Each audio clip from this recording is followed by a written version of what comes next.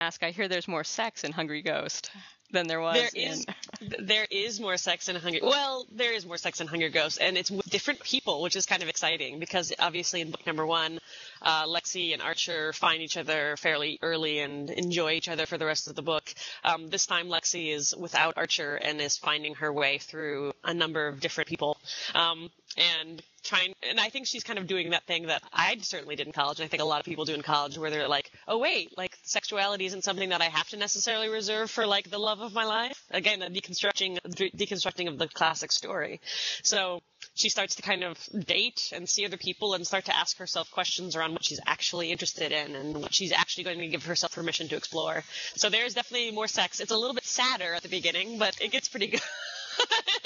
It's not all happy, frolicking sex, but it's good. Well, I think that, it's tough to have a sort of main romance in a series of books and yet still have sex with people outside of that main romance be hot. And you want to talk about how you managed to balance the main romantic stream with the hot sex with other people. Sure. Well, I think that obviously sex, the reason why I like writing sex and talking about sex is because it is an amazing medium through which to explore other emotions. We don't just have sex because it feels good all the time. Sometimes we have sex because we are mad at somebody, or because we're trying to get revenge, or we're trying to quelch some sort of feeling that we don't want to admit to ourselves, or whatever. It's this amazing vector that people use to hide and to show up in different ways.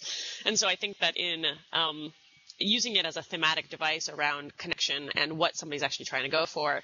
In book 2, Hunger Ghost, Lexi is exploring her shadow side a little bit more, and she's exploring power dynamics in a way that she hadn't in the first book, where in the first book she was kind of falling in love and really, certainly not passive, but in a more, she was younger than her lover, and she was new to all this in a way that her lover wasn't. So she was definitely more of the beginner's mind around sexuality.